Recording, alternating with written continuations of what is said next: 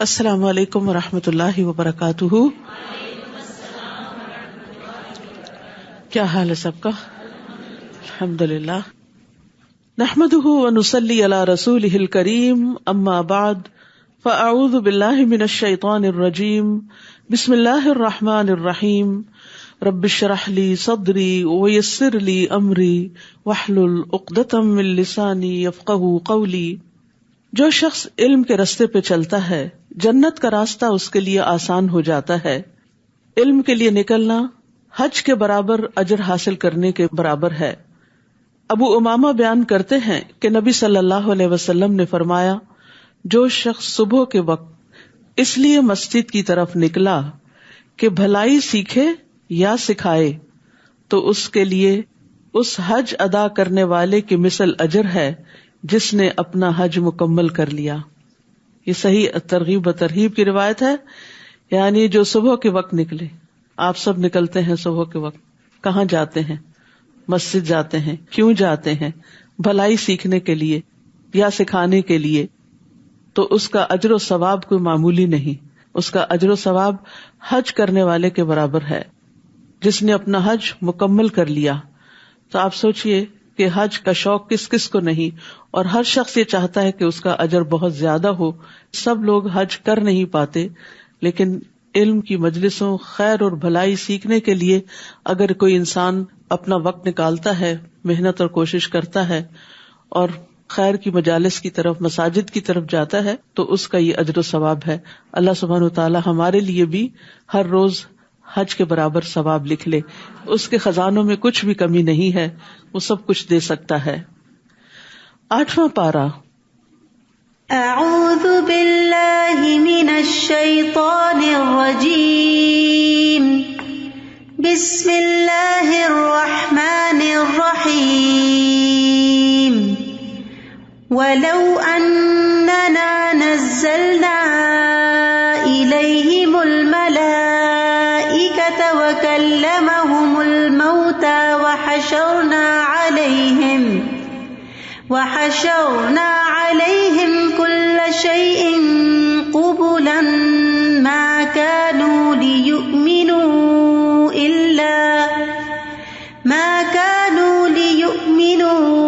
إلا أن يشاء الله ولكن أكثرهم يجهلون.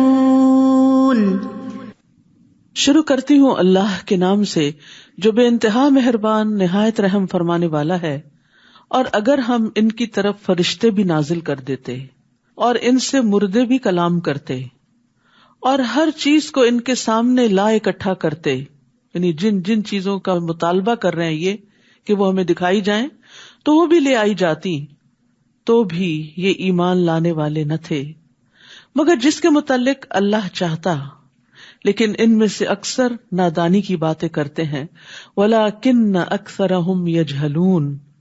یاد رکھیے، جہالت انسان کی ہدایت کے راستے میں رکاوٹ بن جاتی ہے. خواہ وہ جذباتی جہالت ہو یا علمی جہالت ہو، علم کا نہ ہونا بھی انسان کی ہدایت کے راستے میں رکاوٹ ہے. اسی طرح علم آنے کے بعد اپنی خواہشات کی پیروی بھی انسان کی ہدایت حاصل کرنے کے راستے میں رکاوٹ بن جاتی ہے. اہل مکہ کا، آپ کے مخالفین کا کچھ یہی حال تھا. اسی طرح ہم نے شیطان سیرت انسانوں اور جنوں کو ہر نبی کا دشمن بنایا جو دھوکہ دینے کی غرض سے کچھ خوش آئند باتیں ایک دوسرے کے کانوں میں پھونکتے رہتے ہیں. اگر تمہارا رب چاہتا تو وہ ایسا نہ کر سکتے، سو انہیں ان کے حال پہ چھوڑ دیجئے اور ان باتوں کو بھی جو وہ افترا کرتے ہیں. اللہ سبحانہ وتعالی رسول اللہ صلی اللہ علیہ وسلم کو تسلی دیتے ہوئے فرما رہے ہیں کہ جس طرح ہم نے آپ کے دشمن بنا دیے جو آپ کی دعوت کو ٹھکراتے ہیں اور آپ سے حسد کرتے ہیں، تو یہ ہماری سنت ہے. ہم ہر نبی کے جس کو ہم مخلوق کی طرف بھیجتے ہیں دشمن مقرر کر دیتے ہیں اور پھر وہ ایک دوسرے کو غلط کاموں میں مدد دیتے ہیں اور ایک دوسرے کو چکنی چپڑی باتیں کر کے متاثر کرتے ہیں اور ایسے طریقے سے بات کرتے ہیں کہ دوسرے لوگ ان سے دھوکہ کھا جائیں اور سیدھے سادے لوگ ان کے آگے سر جھکا دیں، کیونکہ وہ حقیقت کو جانتے نہیں، بلکہ خوبصورت الفاظ اور ملمہ سازی ان کو اچھی لگتی ہے اور وہ باطل کو حق سمجھنے لگتے ہیں. اور یہاں خاص طور پر شیاطین انس و جن کی بات کی گئی. قتادہ اور مجاہد کہتے ہیں کہ جس طرح جنوں میں شیاطین ہیں اسی طرح انسانوں میں بھی شیاطین ہیں. مالک بن دینار کہتے ہیں میرے اوپر انسانوں کے شیاطین جنوں کے شیاطین سے زیادہ سخت ہیں، اس وجہ سے کہ جب میں تعوذ پڑھتا ہوں تو جنوں کا شیطان مجھ سے دور ہو جاتا ہے، لیکن انسانوں کا شیطان میرے پاس آ کر مجھے علل اعلان نافرمانیوں کی طرف گھسیٹ کر لے جاتا ہے. یعنی خود بھی دین پر نہیں ہوتا اور مجھے بھی اپنے ساتھ گھسیٹ لیتا ہے. اور انسانوں کے شیطان جیسے ابو جہل تھا تو وہ ابو طالب کے پاس آخری وقت میں کس طرح پہنچ گیا اور پھر ان کو دین حق قبول نہ کرنے دیا. وَلِتَصْغَى إِلَيْهِ أَفْئِدَةُ الَّذِينَ لَا يُؤْمِنُونَ بِالْآخِرَةِ، اور وہ ایسے کام اس لیے بھی کرتے تھے کہ جو لوگ آخرت پر ایمان نہیں لاتے ان کے دل ادھر مائل ہوں. حقیقت یہ ہے کہ آخرت پر یقین کا کمزور ہونا انسان کے لیے گمراہی کا باعث بنتا ہے. جب انسان آخرت کو بھول جاتا ہے تو پھر دنیا کی اٹریکشنز اس کو اپنے اندر کھینچ لیتی ہیں اور وہ دنیا کی باتوں اور دنیا کے لوگوں کی خوبصورت تعبیلات جو انہوں نے دین کے بارے میں آخرت کے بارے میں کر رکھی ہوتی ہیں ان میں گر جاتا ہے. تو جو لوگ آخرت پر ایمان نہیں لاتے ان کے دل ادھر مائل ہوں، نیز وہ اسے پسند کر لیں اور وہ برائیاں کرتے چلے جائیں جو اب کر رہے ہیں، کیونکہ انسان بہرحال اپنی خواہشات کے آگے کمزور پڑ جاتا ہے. ایک طرف دین ہوتا ہے، دلیل ہوتی ہے، اور دوسری طرف خواہش نفس ہوتی ہے. اور جب انسان کا اپنا اندر بھی کمزور ہو، ایمان اور یقین بھی کمزور ہو، اور پھر ساتھی اور مجلس اور کمپنی اور صحبت بھی ایسی ہو، تو پھر ہدایت کا رستہ مدھم ہوتا چلا جاتا ہے اور ہدایت پر چلنا مشکل ہوتا چلا جاتا ہے. پھر فرمایا کیا میں اللہ کے سوا کسی اور کو منصف تلاش کروں، یعنی اس سے اپنے فیصلے کرواؤں کہ صحیح کیا اور غلط کیا ہے، حالانکہ اسی نے پوری تفصیل کے ساتھ تمہاری طرف کتاب نازل کی ہے. یعنی اللہ نے اپنا فرض پورا کر دیا، تمہاری ہدایت کے لیے ڈیٹیل میں سب کچھ اس کتاب میں بھیج دیا. اب تم چاہتے ہو کہ اس کتاب کے علاوہ کہیں اور سے ہدایت حاصل کی جائے؟ اور جن لوگوں کو ہم نے کتاب دی ہے وہ جانتے ہیں کہ یہ کتاب آپ کے پروردگار کی طرف سے، آپ کے رب کی طرف سے حق کے ساتھ نازل ہوئی ہے، لہٰذا آپ شک کرنے والوں میں شامل نہ ہوں، یعنی لوگوں کے جھوٹے پروپیگنڈے کا شکار نہ ہوں. ہدایت اسی کتاب کے ذریعے ملے گی اور رب ہی یہ اتھارٹی رکھتا ہے کہ وہ حق اور باطل کے درمیان فیصلہ کر سکے. اور آپ کے رب کی بات سچائی اور انصاف کے اعتبار سے کامل ہے، اس کے فرامین کو کوئی تبدیل کرنے والا نہیں اور سب کچھ سننے اور جاننے والا ہے. اے محمد صلی اللہ علیہ وسلم، اگر آپ زمین میں بسنے والے لوگوں کی اکثریت کے کہنے پر چلیں گے تو وہ آپ کو اللہ کی راہ سے بہکا دیں گے. یعنی اگر آپ حق اس بات میں دیکھیں کہ میجورٹی کا ٹرینڈ کیا ہے، میجورٹی کس رستے کی طرف چلی جا رہی ہے، تو یہ کوئی دلیل نہیں ہے، یہ کوئی حجت نہیں ہے، کیونکہ لوگوں کی اکثریت اپنی خواہشات کی پیروی کرتی ہے، قیاس آرائیوں اور گمان سے کام لیتی ہے. ان کے پاس کسی رستے کسی ٹرینڈ کو فالو کرنے کے لیے کوئی دلیل نہیں ہوتی سوائے اپنی خواہشات کے. فرمایا اگر آپ زمین میں بسنے والوں کی اکثریت کے کہنے پر چلیں گے تو وہ آپ کو اللہ کی راہ سے بہکا دیں گے، کیونکہ وہ خود بہکے ہوئے ہیں. وہ تو محض زن کے پیچھے لگے ہوئے ہیں، یعنی ان کے پاس چند خیالات اور خوبصورت باتوں کے سوا کچھ نہیں، اور وہ صرف قیاس آرائیاں کرتے ہیں. حقیقت کا علم تو اللہ کے پاس ہے اور وہ قرآن و سنت کے اندر ہی ہے. لہٰذا جو شخص ہدایت کا پیروکار ہو اسے چاہیے کہ وہ ان دو چیزوں کو مضبوطی سے تھام لے. بلا شبہ تمہارا رب خوب جانتا ہے کہ کون اس کی راہ سے بھٹکا ہوا ہے، اور وہ ہدایت پانے والوں کو بھی خوب جانتا ہے. تو چونکہ ہدایت کا معیار قرآن و سنت ہے اور واپسی بھی ہماری اللہ سبحانہ و تعالیٰ کی طرف ہے، تو وہی اصل فیصلہ کرے گا کہ کون سیدھے رستے پہ چل کے صحیح منزل پہ پہنچا اور کون بھٹک گیا. فَكُلُوا مِمَّا ذُكِرَ اسْمُ اللَّهِ عَلَيْهِ إِن كُنتُمْ بِآيَاتِهِ مُؤْمِنِينَ. اے ایمان والو، اگر تم اللہ کی آیات پر ایمان رکھتے ہو تو جس چیز پر اللہ کا نام لیا گیا ہو اسے بلا تکلف کھاؤ. آپ کے دشمن اہل مکہ اعتراض کرتے تھے کہ آپ کیسے لوگ ہیں جس کو آپ مار کے کھاتے ہیں اس کو حلال سمجھتے ہیں، اور جس کو اللہ مار دیتا ہے یعنی اپنی طبعی موت مر جاتا ہے اس کو آپ حرام قرار دیتے ہیں. تو یہ صرف ان کی ایک لاجیکل فیلسی تھی اور ایک سوچ کا غلط انداز تھا. حالانکہ ذبح کرنا اور اس پر اللہ کا نام لینا وہ اپنے الگ اثرات رکھتا ہے بنسبت اس کے کہ ایک جانور بیمار ہو کے مر جائے یا کوئی چوٹ کھا کے مر جائے. اس موت کے اثرات کچھ اور طرح کے ہوتے ہیں, اس گوشت کو کھانے کے اثرات بھی اور طرح کے ہوتے ہیں, لیکن انہوں نے اپنی اس بات کو بڑا خوبصورت بنا دیا. اور بظاہر دیکھنے میں تو یہ بات بڑی اپیلنگ لگتی ہے. ہاں واقعی جس کو اللہ مارتا ہے وہ زیادہ حقدار ہے کہ کھایا جائے بنسبت اس کے کہ جس کو انسان خود سلاٹر کر لیتا ہے. تو یہاں پر یہ بتایا گیا کہ ان کی باتوں میں نہ آئے. جس پہ اللہ کا نام لیا گیا ہو, جو پراپر طریقے سے ذبح کیا گیا ہو, اسی کو تم کھاؤ اگر تم اللہ کی آیات پر ایمان رکھتے ہو. تو یہ حلال کھانا بھی ایمان کا حصہ ہے. پھر فرمایا آخر کیا بات ہے کہ تم وہ چیز نہ کھاؤ جس پر اللہ کا نام لیا گیا ہو, حالانکہ جو کچھ اس نے تم پر حرام کیا ہے اسے تمہارے لیے تفصیلاً بیان کر دیا ہے. یعنی اللہ نے حلال حرام واضح کر دیا ہے, الا یہ کہ تم کوئی حرام چیز کھانے پر مجبور ہو جاؤ. اضطراری کیفیات اور چیز ہیں. اور بہت سے لوگ ایسے ہیں جو بغیر علم کے محض اپنی خواہشات کے پیچھے لگ کر دوسروں کو بہکاتے رہتے ہیں. وہ اپنی خواہشات کی پیروی کرتے اور چاہتے کیا ہیں, باقی لوگ بھی ان کے پیچھے چلیں. لہٰذا وہ اپنی خواہشات کو بہت خوبصورت الفاظ میں بیان کر کے دوسروں کو بھی اپیل کرتے ہیں اور اپنے ساتھ بہکا کے لے جاتے ہیں. اور لوگ لا علمی میں, کبھی غفلت میں, کبھی خواہشات کی پیروی میں قرآن و سنت کی تعلیمات کو نہ جاننے کی وجہ سے ان کے پیچھے چل پڑتے ہیں. آپ کا رب ایسے حد سے بڑھنے والوں کو خوب جانتا ہے. تو یاد رکھیے اپنی پسند ناپسند پہ چلنا گمراہی کا سبب ہوتا ہے. اللہ اور اس کے رسول کی پسند ناپسند کو دیکھنا لازم ہے ہدایت کے لیے. اور بعض اوقات خواہشات کی بنا پر کسی چیز سے محبت رکھنا ہدایت سے دوری کا سبب بن جاتا ہے. وَذَرُوا ظَاهِرَ الْإِثْمِ وَبَاطِنَهُ إِنَّ الَّذِينَ يَكْسِبُونَ الْإِثْمَ سَيُجْزَوْنَ بِمَا كَانُوا يَقْتَرِفُونَ. تم ظاہری گناہوں کو بھی چھوڑ دو اور چھپے گناہوں کو بھی, یعنی پبلکلی کرنے والے گناہ ان کو بھی چھوڑ دو اور چھپ کے کرنے والوں کو. جیسے غیبت چھپ کے کی جاتی ہے اور تانا منہ پہ دیا جاتا ہے.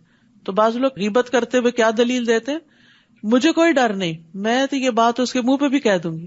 وَيْلٌ لِّكُلِّ هُمَزَةٍ لُمَزَةٍ. بری بات کو چاہے پیٹھ پیچھے کیا جائے, چھپ کے کیا جائے, کسی کے کان میں کیا جائے, یا کسی پرائیویٹ میسج میں کیا جائے, یا پھر سامنے بیٹھ کے تانا دیا جائے, دونوں میں ہی ہلاکت ہے. برا اخلاق جو ہے وہ انسان کے تنزل کا باعث بنتا ہے. اسی طرح باقی چیزیں بھی, یعنی بے حیائی, چھپی دوستیاں, زناکاریاں, یا پھر پبلکلی اس طرح کے جسچرز, ان تمام چیزوں سے روکا گیا ہے. تم ظاہری گناہوں کو بھی چھوڑ دو اور چھپے ہوئے گناہوں کو بھی. جو لوگ گناہ کے کام کرتے ہیں انہیں جلد ہی اس کی سزا مل کر رہے گی. یعنی انسان یہ نہ سوچے کہ میں نے گناہ کیا, کسی کو پتہ ہی نہیں چلا, چھپ کے کیا, کون مجھ سے پوچھے گا, کوئی نقصان ہونے والا نہیں. ایسا نہیں, بلکہ اس کا نتیجہ نکل کر رہے گا. جو بو گے وہ کاٹو گے. اور جس چیز پر اللہ کا نام نہ لیا گیا ہو اسے مت کھاؤ. واضح بات ہے, جس جانور پہ اللہ کا نام نہیں لیا گیا اس کو سلاٹر کرتے وقت اسے مت کھاؤ. یہ گناہ کی بات ہے. بلا شبہ شیطان تو اپنے دوستوں کے دلوں میں شکوک و اعتراضات القاء کرتے رہتے ہیں تاکہ وہ تم سے جھگڑتے رہیں, اور اگر تم نے ان کی بات مان لی تو تم بھی مشرک ہی ہوئے. حدیث میں آتا ہے رسول اللہ صلی اللہ علیہ وسلم نے فرمایا, جو چیز خون بہا دے اور اس پر اللہ کا نام لیا گیا ہو تو اسے کھاؤ, اور جس کھانے پر اللہ کا نام نہ لیا جائے, بتوں کا لیا جائے یا غیر اللہ کا لیا جائے, تو وہ ابلیس کا رزق ہوتا ہے. رسول اللہ صلی اللہ علیہ وسلم نے فرمایا کہ ابلیس نے کہا, اے اللہ تو نے ساری مخلوق کا رزق واضح کر دیا ہے, تو میرا رزق کہاں ہے؟ اللہ نے فرمایا, ہر وہ چیز جس پر میرا نام نہ لیا جائے. اسی لیے کہتے ہیں نا, جب کھانا کھاتے ہوئے بسم اللہ کے بغیر آپ شروع کرتے ہیں تو شیطان آپ کے کھانے میں شریک ہو جاتا ہے, پھر اس کی وہ طاقت اور وہ غذائیت آپ کو نہیں ملتی جو آپ کو ضرورت ہوتی ہے. أَوَمَنْ كَانَ مَيْتًا فَأَحْيَيْنَاهُ وَجَعَلْنَا لَهُ نُورًا يَمْشِي بِهِ فِي النَّاسِ.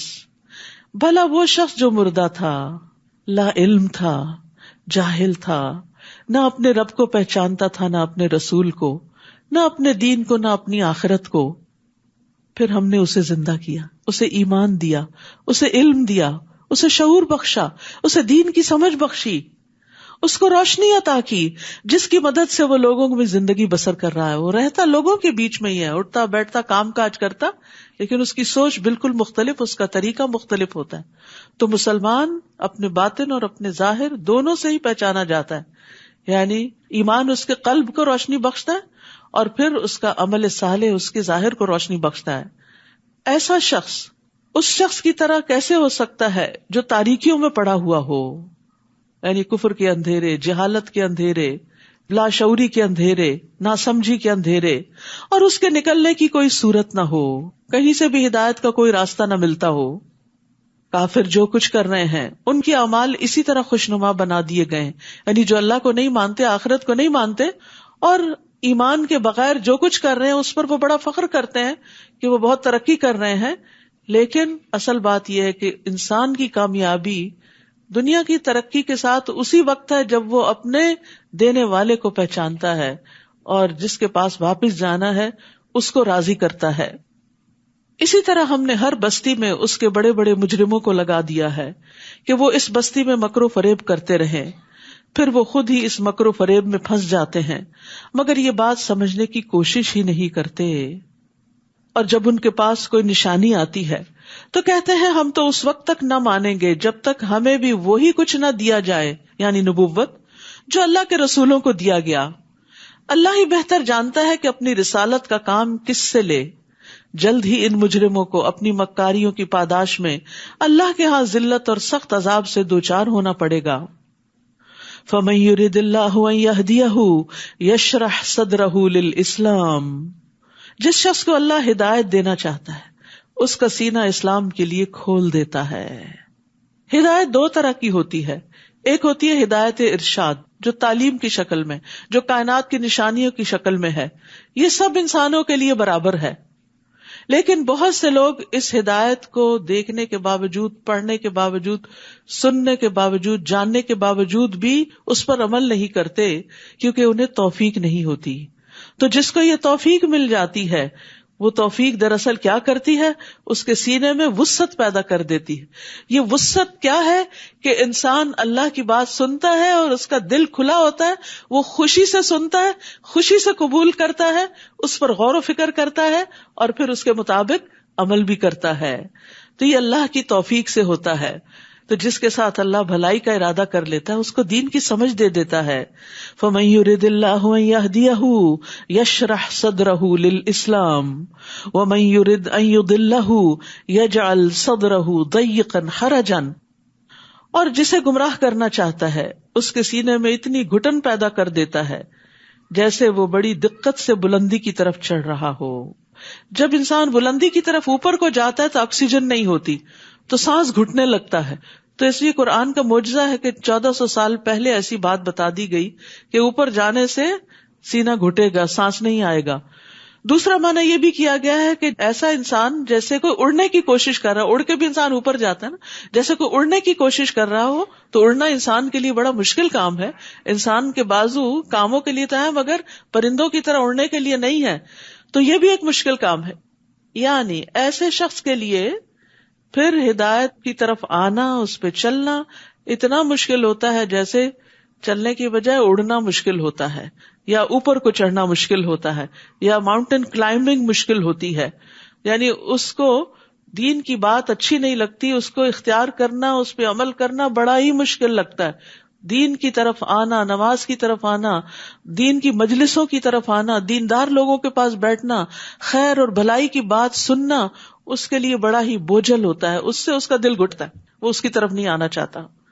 اور یہ بڑی خطرناک علامت ہوتی ہے کہ انسان دین کی مجلس کی طرف آنا ہی نہ چاہے, اور آئے بھی تو دل گھٹا رہے, کچھ اندر نہ جائے. جیسے کوئی چیز بھیجی بھی ہوتی ہے نا تو اس کے اندر ڈالیں باہر ہی نکل آتی. تو کچھ لوگ قرآن سنتے بھی ہیں, وہ اندر جانے کی وجہ باہر ہی الٹ جاتا ہے. تو اللہ سبحانہ تعالیٰ سے یہ دعا کثرت سے کرنی چاہیے, رب اشرح لی صدری ویسر لی امری واحلل عقدۃ من لسانی یفقہوا قولی. موسیٰ علیہ السلام نے سینے کی وسعت مانگی تھی تاکہ یہ ساری باتیں اندر آ جائیں, جذب ہو جائیں اور انسان کے اندر عمل کی صلاحیت پیدا ہو جائے. جو لوگ ایمان نہیں لاتے اللہ تعالیٰ اسی طرح ان پر حق سے فرار اور نفرت کی ناپاکی مسلط کر دیتا ہے, پھر دین کی طرف آنا ان کے لیے مشکل ہو جاتا ہے. تو جس کا سینہ وسیع ہوگا وہ اللہ کے ہر حکم پر دل کی خوشی سے عمل کرے گا. نماز اس کے لیے آنکھوں کی ٹھنڈک ہوگی، نہ کہ منافقوں کی طرح بہت بڑی مصیبت. اور وہ اسلام کے ہر حکم کے لیے اپنا سینہ وسیع پائے گا، یعنی ویلکمنگ، خوش، اور ہر چیز اس کو اپنی جگہ سینس بناتی ہوئی نظر آتی ہے. یعنی جو ایمان رکھتا ہے اس کو اللہ تعالیٰ کی بات سمجھ آ جاتی ہے اور اس کی سینس اور حکمت اور مصلحت بھی سمجھ آنے لگتی ہے، اور وہ اس پر خوش ہو جاتا ہے کہ اللہ نے میرے لیے ایک رستہ کھول دیا ہے. لیکن اگر منافقت ہو اندر تو پھر دین کی سمجھ نہیں آتی اور ہر حکم پر اعتراض ہونے لگتا ہے. یہ حکم کیوں دیا گیا اور وہ کیوں کہا گیا اور یہ بڑا مشکل ہے. نہیں، ایمان والوں کے لیے اللہ کا کوئی بھی حکم مشکل نہیں ہوا کرتا. وَيُسَلِّمُ تَسْلِيمًا، وہ پوری طرح مان جاتے ہیں، تسلیم کر لیتے ہیں، سر تسلیم خم کر دیتے ہیں. وَهَذَا صِرَاطُ رَبِّكَ مُسْتَقِيمًا قَدْ فَصَّلْنَا الْآيَاتِ لِقَوْمٍ يَذَّكَّرُونَ، اور یہ اسلام ہی آپ کے رب کی سیدھی راہ ہے. بے شک ہم نے نصیحت قبول کرنے والوں کے لیے آیات کو کھول کھول کر بیان کر دیا ہے. ہم سب مانگتے ہیں نا اہدنا الصراط المستقیم، کہ ہمیں سیدھا رستہ دکھا. تو ھذا صراط ربک مستقیما، اسلام سیدھا راستہ ہے اور وہ ایک ہی راستہ ہے. عبداللہ بن مسعود کہتے ہیں کہ ایک مرتبہ رسول اللہ صلی اللہ علیہ وسلم نے ہمارے سامنے ایک لکیر کھینچی اور فرمایا کہ یہ اللہ کا راستہ ہے. پھر اس کے دائیں اور اس کے بائیں کچھ اور لکیریں کھینچی اور فرمایا کہ یہ مختلف راستے ہیں. یزید کہتے ہیں کہ جن میں سے ہر راستے پر شیطان بیٹھا ہے اور ان راستوں پر چلنے کی دعوت دے رہا ہے. یعنی انسان دین کی طرف آنے لگتا ہے تو کوئی ادھر بلاتا ہے، کوئی ادھر بلاتا ہے، کبھی خواہشات نفس ہیں، کبھی لوگ ہیں، کبھی معاشرے کے ٹرینڈز ہیں، فیشن ہیں، بہت ساری ایسی چیزیں ہیں جو انسان کو اللہ کے حکم پر صحیح طور پر عمل نہیں کرنے دیتی. تو جس شخص کو اپنے رب کی رضا مطلوب ہوتی ہے وہ ادھر ادھر ڈائیورٹ نہیں ہوتا، وہ اسٹریٹ جاتا ہے کہ مجھے اسی رستے پر رہنا ہے، چاہے میرے دوست کسی اور طرف چلے گئے، میرے رشتہ دار کسی اور طرف چلے گئے، مجھے ان کے پیچھے نہیں جانا، مجھے قرآن و سنت کے بتائے ہوئے رستے پر ہی چلنا ہے. جو اس رستے پر چل کر منزل پہ پہنچیں گے تو ان کے لیے کیسی منزل ہے؟ لہم دار السلام عند ربہم وہو ولیہم بما کانوا یعملون، ایسے لوگوں کے لیے ان کے رب کے ہاں سلامتی کا گھر ہے اور ان کے نیک اعمال کرنے کی وجہ سے وہ ان کا سرپرست ہوگا، وہ ان کا دوست ہوگا. تو یاد رکھیے جنت دار السلام ہے، جہاں پر انسان داخل ہوگا تو کسی قسم کی کوئی آزمائش، کوئی رنج، غم، مصیبت، کوئی تکلیف، کچھ بھی نہ ہوگا. اہل جنت کو ایک آواز دینے والا آواز دے گا، اے جنت والو، بے شک تمہارے لیے یہ طے ہو گیا ہے کہ تم صحت مند رہو گے، کبھی بیمار نہیں ہوگے. یاد رکھیے جان ہے تو جہان ہے، ساری نعمتیں صحت کے ساتھ ہوتی. انسان بیمار ہو جاتا ہے تو کچھ کھانا بھی اچھا نہیں لگتا، کسی سے بات کرنا اچھا نہیں لگتا. ساری نعمتیں، حتیٰ کہ اپنی اولاد اور اپنا مال، سب کچھ اس کے لیے سیکنڈری ہو جاتا ہے. جو مرض کی شدت بڑھتی ہے تو دنیا سے دل بیزار ہوتا ہے انسان کا، اس کو پرواہ نہیں ہوتی کہ سب چیزیں کہاں جا رہی ہیں، اس کو اپنی جان کی پڑ جاتی. تو جنت میں سب سے پہلی نعمت جس کی خوشخبری دی گئی کہ تم ہمیشہ صحت مند رہو گے، کوئی بیماری تمہارے پاس نہیں پھٹکے گی، اور بے شک تم زندہ رہو گے، کبھی مرو گے نہیں. دنیا میں انسان کتنا بھی صحت مند ہو، موت کا خوف نہیں جاتا، اور جائے بھی کیسے، کیونکہ وہ تو آنی ہی آنی ہے. اور تم جوان رہو گے، کبھی بوڑھے نہیں ہوگے. جوانی کے جانے کا بھی انسان کو بڑا خوف رہتا ہے، کسی بھی بوڑھے کو دیکھتا ہے تو پریشان ہو جاتا ہے کہ کہیں میرا بھی حال اس جیسا نہ ہو جائے، اور وہ تو اگر زندہ رہے تو ہونا ہی ہونا ہے. اس لیے ان چیزوں کو دنیا میں انسان اوائڈ نہیں کر سکتا کیونکہ یہ جنت نہیں. فرمایا اور تم آرام میں رہو گے، کبھی تکلیف نہیں آئے گی. یعنی جنت میں آرام ہی آرام ہے. اس لیے دنیا میں آرام تلاش نہ کیا کرے، دنیا میں اللہ کے راستے میں، اللہ کی اطاعت میں اپنے آپ کو تھکائیں تاکہ کل آرام پائیں. اور اگر آپ آج آرام کرتے ہوئے زندگی گزار گئے تو پھر کل مشکل نہ ہو کہیں. یہ بالکل ایسے ہی ہے، جو لوگ بچپن میں پڑھتے لکھتے نہیں، آرام کرتے ہیں، پھر بڑے ہو کر بڑی مشکلات کا شکار ہوتے ہیں. اور جو بچپن سے محنت کے عادی ہوتے ہیں پھر ان کا بڑھاپا بڑا اچھا گزرتا ہے کیونکہ انہوں نے اس کے لیے تیاری کی ہوتی ہے. جنت کے بارے میں ایک اور روایت میں آتا ہے، رسول اللہ صلی اللہ علیہ وسلم نے فرمایا، میری امت میں سے پہلا گروہ جو جنت میں داخل ہوگا وہ 14ویں رات کے چاند کی صورت پر ہوگا، چمکتے چہروں والے. پھر جو ان کے بعد ہوں گے وہ آسمان میں انتہائی چمکدار ستاروں کی طرح ہوں گے. پھر وہ تدریجاً اپنے اپنے مرتبے کے مطابق ہوں گے، نہ وہ پاخانہ کریں گے، نہ پیشاب کریں گے، نہ ناک سنکیں گے، نہ تھوکیں گے. کسی قسم کی کوئی گندگی، پسینہ، غلاظت، بو، کوئی ایسی چیز ان کے جسم سے نہیں نکلے گی، وہ صاف ستھرے طیب بھی ہوں گے اور ہمیشہ اللہ کی رضا میں ہوں گے. اور یاد رکھیے جو جنت کے بلند درجوں والے ہوں گے ان تک صرف وہی پہنچ سکیں گے. اگر ان کے کچھ دوست احباب نیچے والے درجوں میں ہیں تو ان سے ملنے کے لیے اوپر والے نیچے آئیں گے، نیچے والے اوپر نہیں جا سکیں گے. وہ ان کی راحتیں نہیں دیکھ سکیں گے کیونکہ ان کی راحتوں کا مقام کچھ اور ہوگا. تو اس لیے صرف جنت نہیں، جنت کے اعلیٰ ترین درجے جنت الفردوس کی دعا مانگا کریں، کیونکہ وہ نعمتیں وہی دیکھیں گے جو اس کے حقدار ہوں گے، باقی لوگ وہاں نہیں جا سکیں گے. جس دن اللہ سب لوگوں کو اکٹھا کرے گا تو فرمائے گا، اے جنوں کے گروہ، تم نے بہت سے آدمیوں کو اپنا تابع بنا رکھا تھا، اور انسانوں میں سے جو ایسے جنوں کے دوست ہوں گے وہ کہیں گے، اے ہمارے رب، ہم دونوں نے ہی ایک دوسرے سے خوب فائدہ اٹھایا حتیٰ کہ وہ وقت آ پہنچا جو تو نے ہمارے لیے مقرر کیا تھا. اللہ تعالیٰ فرمائے گا، اچھا تم سب کا ٹھکانہ دوزخ ہے جس میں تم ہمیشہ رہو گے، مگر جتنی مدت اللہ بچانا چاہے گا بچا لے گا، بلا شبہ وہ بہت دانا اور سب کچھ جاننے والا ہے. یعنی دنیا میں شیطان اور انسان مل کے جو برے برے کام کرتے ہیں تو آخرت میں انجام بھی اکٹھا ہی ہوگا. اس طرح ہم ظالموں کو ایک دوسرے کا ساتھی بنا دیں گے کیونکہ وہ مل کر ایسے ہی کام کیا کرتے تھے. تو یہاں ظالم کے لیے بڑی تنبیہ ہے کہ ظالم کو دوست نہ بناؤ، اور عام انسان کو بھی کسی ظالم کا ساتھ نہیں دینا چاہیے کیونکہ وہ اسے شر پہ ابھارتا ہے، خیر سے دور رکھتا ہے، اور یہ بھی ایک سزا کی قسم ہے. اور گناہ جو ہے ظالم کو مزید گناہ گار بنا دیتا ہے اور اس کو نقصان پہنچاتا ہے. پھر اللہ ان سے فرمائے گا، اے جنوں اور انسانوں کی جماعت، کیا تمہارے ہاں تم ہی میں سے رسول نہیں آئے تھے جو تمہارے سامنے میری آیات بیان کرتے اور آج کے دن کی ملاقات سے تمہیں ڈراتے؟ وہ کہیں گے، ہاں ہم اپنے خلاف خود یہ گواہی دیتے ہیں.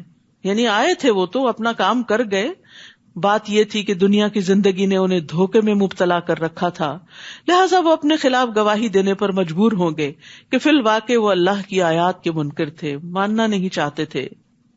یہ گواہی اس لیے ہوگی کہ آپ کے رب کا یہ دستور نہیں کہ وہ بستیوں کو ظلم سے تباہ کر ڈالے جبکہ وہ حقیقت حال سے ناواقف ہوں. وَلِكُلٍّ دَرَجَاتٌ مِّمَّا عَمِلُوا وَمَا رَبُّكَ بِغَافِلٍ عَمَّا يَعْمَلُونَ، اور ہر ایک کو اس کے اعمال کے مطابق درجہ ملے گا. جو جن جنت میں جائیں گے ان کے بھی درجات ہوں گے، جو انسان جنت میں جائیں گے ان کے بھی درجات ہوں گے. ایک روایت میں آتا جنت کے 100 درجے ہیں، ایک درجے اور دوسرے کے درمیان اتنا ہی فاصلہ جتنا زمین اور آسمان کے. سوچئے پھر وہ آخری درجہ کہاں ہوگا. اور بعض روایات کے مطابق قرآن کی جتنی آیتیں ہیں اتنے جنت کے درجے ہیں، ایک ایک آیت سیکھنے پر جنت کا درجہ اوپر ہوتا چلا جائے گا. وَلِكُلٍّ دَرَجَاتٌ مِّمَّا عَمِلُوا، لیکن یاد رکھیے اس سے مراد صرف حفظ کرنا نہیں ہے، کیونکہ یہاں فرمایا مِّمَّا عَمِلُوا، اس میں سے جو انہوں نے عمل کیے، یعنی جو قرآن انہوں نے سینے میں محفوظ کیا وہ ان کے عمل کا حصہ بنتا گیا اور اس کے مطابق کام کرتے گئے. جو کچھ معلوم ہوا وہ کر لیا، کرتے گئے اور اس عمل کی وجہ سے درجے بلند ہوتے گئے. اور جو کچھ وہ کام کر رہے ہیں آپ کا رب اس سے بے خبر نہیں ہے. یعنی اللہ سبحانہ و تعالی خود بھی سب کے اعمال سے بخوبی واقف ہے. تو اپنا درجہ اپنے رب کے ہاں دیکھنا ہو تو اپنے عمل کو دیکھیں کہ کس کام میں آپ کتنے آگے ہیں، نمازیں کیسی ہیں، روزے کیسے ہیں، زکوٰۃ دینے کا طریقہ کیا ہے اور کتنی شوق اور خوشی سے اور وقت پہ دیتے ہیں، صدقات کتنے دیتے ہیں، خیر اور بھلائی کے کام کتنے کرتے ہیں، نیکیوں میں کتنے آگے بڑھتے ہیں. ہم میں سے ہر شخص اپنے اپنے عمل کی طرف دیکھے. وَرَبُّكَ الْغَنِيُّ ذُو الرَّحْمَةِ، آپ کا رب بے نیاز اور مہربان ہے. اگر وہ چاہے تو تمہیں لے جائے، یعنی تمہاری نافرمانیوں پر تمہیں پکڑ لے فوراً اور تمہاری جگہ اور لوگوں کو لے آئے. لیکن کتنا مہربان ہے وہ رب جو ایک کے بعد ایک دن ہمیں دیتا چلا جا رہا ہے کہ ہم کوئی نیکی کے کام کر لیں، مہلت پہ مہلت. اور جس کی عمر 60 سال ہو جائے پھر اس کے پاس تو کوئی عذر بہانہ رہتا ہی نہیں. اللہ نے اس کو جینے کے لیے بہت سارے دن دے دیے اور بعد میں تو انسان بونس پہ ہی جیتا ہے. فرمایا اگر وہ چاہے تو تمہیں لے جائے اور تمہاری جگہ اور لوگوں کو لے آئے جیسے تمہیں اور لوگوں کی نسل سے پیدا کیا. جس چیز کا تم سے وعدہ کیا جا رہا ہے یعنی قیامت، وہ یقیناً آنے والی ہے اور تم اللہ کو عاجز نہیں کر سکتے، یعنی کہیں بھاگ کے چھپ نہیں سکتے. سب پکڑے جاؤ گے، سب سامنے لائے جاؤ گے، سب کا حساب ہوگا. آپ ان سے کہیے اے میری قوم تم اپنی جگہ عمل کرتے جاؤ اور میں اپنی جگہ عمل کر رہا ہوں، پھر جلد ہی تمہیں معلوم ہو جائے گا کہ انجام کار کس کے حق میں بہتر رہتا ہے، اور یہ تو یقینی بات ہے کہ ظالم کامیاب نہیں ہو سکتے۔